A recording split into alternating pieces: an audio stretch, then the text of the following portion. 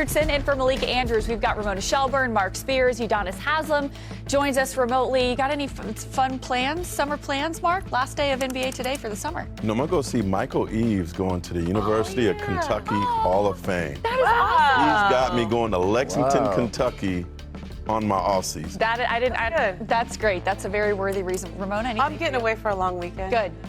Love that. Beach. I can't go too far. We have two little ones, but. Udonis, I would ask you, but you're in Miami, so I feel like every day for you. Exactly. It's always vacation. It's the last day of summer for us here at NBA Today, and we have a packed show. So let's kick things off with the reigning champions, the NBA, the Thunder, of course. Shea is the reigning league MVP, but he will take on some notable former MVPs as the Thunder look to defend their title. So it's all going to start on ring night against KD, the first Thunder player to win MVP for the franchise. After that, SGA will square off with James Harden and the Clippers on November 4th. Harden, of course, became MVP after being traded away from the Thunder, and James is the last American-born player to win the award way back in 2018. We've got a treat on November 11th, 11/11, baby, make a wish. That's when we'll see SGA and the Thunder take on Steph Curry and the Warriors. Curry is a two-time MVP and the only player to ever win the award unanimously back in 2016. The next night, OKC will clash with the Lakers and their former four-time MVP, LeBron James. LeBron has gotten the better of the head-to-head matchups with SGA in their careers, winning 10 of the first 16 meetings. Then, the first clash of the season between SGA and Joker comes on February 1st. Yeah, Ramona's ready for that one. That's a long time. That's the first one? The top two finishers in last year's race will meet 4 times down the stretch of the season. So OKC is fresh off 68 wins and their first title as a group. Heading into next season, most expect them at the top of the league, and their schedule actually could help. OKC has the 6th easiest schedule heading into next season. So we're going to go to you, D, somebody who knows a thing or two about winning back-to-back titles. You did it with the Heat. What do you think is going to be the biggest challenge facing OKC as they try to run it back? I think this team is mature beyond their years. They've shown that in the past, so I think they'll be ready when they step into arenas and they'll be prepared. But I think what they're going to get from other teams is going to be different. Every single team in the NBA is going to be gunning for you. Every single night you walk in, that is going to be the other teams, the opposing team's championship game that particular night. I just remember defending our championship, and there was so many games that we were down in the fourth quarter against, teams that weren't as good as us, that didn't have the talent that we had, didn't have the experience that we had. But there were so many games that in the fourth quarter we had to pull those games out down the stretch. I mean, I specifically remember being down 27 points going into the fourth quarter against Cleveland and having to come back and pull that game out. Every single night, you're going to get every team's best effort. So for me, I think that's going to help them in the long run because they will be battle tested throughout the whole season going into the playoffs. Hopefully they can stay healthy. But starting out the season, everybody's going to give their maximum effort when OKC comes to town. It really is going to be the proverbial target on the back for the reigning champions if they want to go back-to-back for sure. Ramona, what say you? Look, I'm not worried about them at all. I feel like when I was around them this year, they reminded me a lot of those Warriors in 2015, where they went and won a title and then they won 73 games the next year. Like, this OKC team is young. They are still getting better. Last year, I know they avoided major injuries outside of Chet Holmgren, and that was one of the reasons they won 68 games. But I think they can win more games. I think Shai Gilgeous-Alexander led the league in scoring last year. He also would have led the league in scoring if you just counted his first 3 quarters, okay, up until the last week of the season. Then that fell off a little bit. But that's when they sat him. But he's still getting better. Chet Holmgren's still getting better. J-Dub still has a higher ceiling. This team, they're still young. They're hungry. They're not even as good as they're going to be, and they already won 68 games. Nothing would surprise me in terms of them in the regular season because they don't even play that many minutes. Shai averaged 34 minutes a game last year. Their starting 5 is average about 30 minutes a game. That was so middle deep. of the. They're so deep. Yeah. It doesn't have to be Shai carrying them every night. Yep. Yeah, I agree. Mark Spears, biggest challenge for OKC. I don't know if there was an NBA team that drank less champagne and beer. They didn't know how to open the bottle. They didn't. The Thunder. And they didn't like the beer. J-Dub did not like the taste of beer. I don't either. That was the first time he ever drank. Yeah. I'm a wine guy, Kendall Jackson, stuff like that. That fits you. But do they have a hangover, right? Like, when they come back to Oklahoma City, are they feeling themselves? I'm a champ now. People might have assistants suddenly helping them that they didn't have before. Doors are open that weren't open before. As UD said, that target is on your back. You know, there was not a team I thought in the NBA last season that loved each other, had better camaraderie, put their arms around each other more, was less selfish than this team, right? And it all starts with SGA, and I think he's going to make sure it's right. He's a quiet leader who'll get everybody on the same page, but they had a shorter offseason, getting that ring. I mean, you can't help but feel yourself a little bit. So let's see how they come back to Oklahoma City. It'll be interesting to see for sure. All right, moving on to a team that's in a much different position, Philadelphia 76ers, where after a 24-58 season, injury questions loom large at the start of the season for their stars Joel Embiid and Paul George. Here's head coach Nick Nurse on where things stand for his all-star big man as training camp approaches.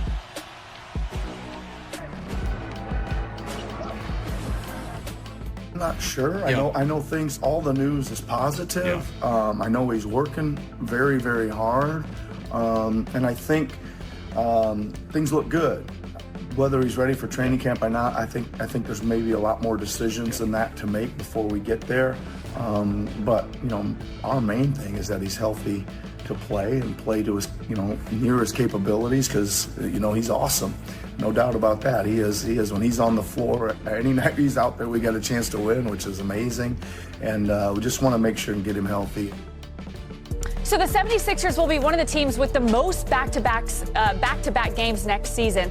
That's key with Joel Embiid's availability. The 2023 MVP has not played in any back-to-back games since early 2024. So we know he's probably not going to play in back-to-back games again. And Ramona, I want to go to you on this because Nick Nurse, one of my favorite things about him is he's just kind of the eternal optimist, right? So he always sounds very positive. But what say you about this Philadelphia 76ers team? It seems like it's always about health with them. By the way, you want to know what their record was in back-to-backs last year? What was it? 2-13. Not good. I think Nick Nurse is managing expectations there. I think everybody's been waiting to see what Joel Embiid is going to look like after he took that long layoff and then had the surgery and is coming back. There was a big, long article by ESPN about a month ago where he talked about everything he's been through in his life and his career. And we're at that point now where you don't need to talk anymore. We just need to see it. We just need to see him out there. And I think Nick Nurse is giving him some space in order to get back on the court whenever that may be, whether it's the start of training camp, whether it's the middle of it. But I'll say this. All the videos I see, all the word I get out of Philly is that Tyrese Maxey and McCain and the younger guys and VJ Edgecombe, they've all been in the gym all summer long. And these guys, Embiid, Paul George, missed a lot of time last year. That young group, they may not wait. They may not be able to wait. They might go the youth movement route, as they say. So when you take inventory of the situation, Mark, what direction should Philly go? If I'm Nick Nurse, you got to lean on who's there. I just spent a lot of time over the last 2 months with Greg Oden, and when you see people that their bodies have failed them, you sadly can't count on them, even though they're extremely talented, such is the case, unfortunately, with Joel, such is the case with PG, unfortunately. So what do you do, Nick Nurse? You lean on your guards. You have a wealth of guards, and I'm going to just rattle them off. Maxey, a healthy McCain, a re-sign Grimes, Rookie of the Year candidate, I'm going to call it now, VJ Edgecombe. Eric Gordon is back, Kyle Lowry, and don't forget starter Kelly Oubre. There's a riches of guards that go there, go to 3-guard lineup. I think that's their best bet to be competitive. So play fast. Yes. Yeah. All right. Coming up on NBA Today, we've got a lot to get to. You've heard about Skinny Luka. But what about catch and shoot LeBron? We delve in and dissect the dawning of a new era, looking at and digesting yesterday's schedule release. So let's go coast to coast for a deeper look. The Lakers have 34 national TV games this year, tied for the most in the league. Plenty of chances to see Skinny Luka, and how about it? Catch and shoot LeBron. He posted this clip in the gym yesterday. So, Udonis, how much faith do you have in catch and shoot LeBron? I got all the faith in the world in catch and shoot LeBron. LeBron is one of the smartest basketball players in the game. He literally learns everybody's position. His skill set allows him to play everybody's position. And I remember him coming into Miami one night and dropping 40 on us when he was with the Lakers. All catch and shoot threes, and we just couldn't stop it, and he got it going. So I'm all in for it. All right, over to Milwaukee. No more Damian Lillard, but the Bucks will have the 4th easiest strength of schedule Ramona, do you think people are sleeping on the Bucks? Yes. Listen, this group went 10-4 when Dame was out with his deep vein thrombosis. They added Cole Anthony. They're still in the East where everybody else is hurt, and they still have that man, Giannis Antetokounmpo. Kyle Kuzma's going to be better this year. He's going to have a whole camp. He's going to learn how to play with Giannis just like he learned how to play with LeBron. They're going to be way better than people think. Wake up. Wake up. Come on. You got Mark and UD snoozing. All right, the Mavericks have the 6th hardest schedule. They played 44 games. Come on. 44 games against teams that were 500 or above last season. Dallas, of course, is going to lean heavily on Cooper Flagg. Mark, how good is he going to be in year 1? We got to start giving this guy some hype. He's going to be special. He's going to be one of the best rookies in NBA history. I saw him in the training with USA Basketball 2 years ago. He was on the select team playing against the Olympic team, and he was the best player there, like 16, 17 years old. He doesn't turn 19 till December. Whoa. This kid is going to be a superstar, and I think it's going to hit early. You don't often hear people say that a number 1 pick is underrated or not being talked about enough, We need Mark. to talk about him more. All right, so Cooper Flagg looked the part in Summer League, and the top pick, of course, is the favorite to win Rookie of the Year, according to ESPN Bet. Flagg will look to become the first Mavs player to win Rookie of the Year since Luka Doncic in 2019. For more, check out Kevin Pelton's piece. It's up on ESPN.com right now. It's called Who Can Top Cooper Flagg for NBA Rookie of the Year award. He makes the case for each rookie with a chance to steal the spotlight from Flagg this season. So, UD, what rookie not named Cooper Flagg are you watching this season? I'm looking at these 2 guys out here in Utah, and I'm real intrigued about what they got going on in Utah. I love the athleticism. I love the skill set of Ace Bailey. But I look around that locker room, and I look at that roster, and I say, there's opportunity for him to play, and you also have veteran leadership. You have Kevin Love in that locker room. You have Kyle Anderson in that locker room. So you have guys that have been there. And also look at Walter Clayton Jr., who they traded up to take Walter Clayton Jr. I look at that point guard situation. I look at Isaiah Collier, which is crazy because he's got a year in the league, and he is 21 years old. I look at Keontae George. He's got a year in the league, and he's 21. Collier's 20. George is 21 years old, and Walter Clayton Jr., who they just drafted this year, is 22. He is older than both of the guys that have already got 1 year in the league.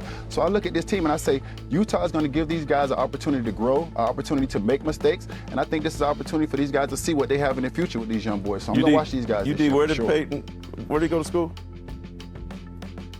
Oh, listen here, where did he win a championship at, should you be asking me? Ramona, what a rookie not named Cooper Flagg do you have your eye on for this season? I think Trey Johnson. I think the Wizards got a steal there. They got, a lot of people thought they were going to get Ace Bailey, or they felt bad they didn't get. I think Trey Johnson's going to be a steal here. And I'm surprised that he's the number 2 pick there, but he's a great shooter. He's a great scorer. He looked great in Summer League. I was talking to George Sedano, who does the sidelines for us, and I go, who's the dude from Summer League that you're going to watch who's going to step right in? And he goes, Trey Johnson. He is a grown man, and he's ready to contribute right away. Mark, what say you? Jeremiah Fears is my dark horse. Okay. But I love VJ Edgecombe. He's really, really special. He's got a confidence about him that's not normal for this age. He could light it up scoring-wise. The opportunity is going to be there for the Sixers.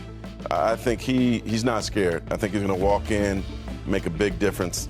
And in terms of Harper, I know we didn't mention Harper at all. There's just a lot of competition for playing wise there. So much of it is where you go. Yeah, if he wasn't playing for the Spurs, he definitely will show the talent, though. Yeah, absolutely. I'm, of course, with the Rockets and Reed Shepherd. It's just such a great point. Reed was a great rookie, but just such a deep team. He didn't have a chance to play a lot. Yeah, I think Reed Shepherd was drafted very high, and there's a lot of teams that tried to acquire him in trades this offseason. Yeah. He said, no, don't even ask us about him. Yeah. That's how good he is. But at some point, they got to let him play. Right, for sure. So when you take inventory of rookies, so much of it is where they end up. But UD, I love your point. They're not trading up for Walter Clayton if they're not going to play him. We shall see. Go Gators. Absolutely. All right, coming up, Mark, ESPN Bet has the Celtics at 43. The summer has seen plenty of moves in free agency with plenty of players getting paid. But there are still some notable players available. Several restricted free agents are still waiting to get a deal done, including the Warriors' Jonathan Kuminga. We have talked and heard a lot about this. For more on Kuminga, our Warriors reporter Anthony Slater joins us now on NBA Today. Anthony, where do these negotiations stand now that we are halfway through August? Well, there's been renewed conversations between the two sides. There's dialogue, but as y'all know, talking doesn't necessarily equal movement. You know, they've shared contract concepts and opinions about the whole thing, you know, between each other this last week, dating back to last weekend. But, you know, Kuminga wants more of a player-friendly deal, more of a signal of that he's a building block, not just a trade asset. The word I've heard from the Kuminga side is pawn. He doesn't want to sign this 2-year, $45 million deal with a team option.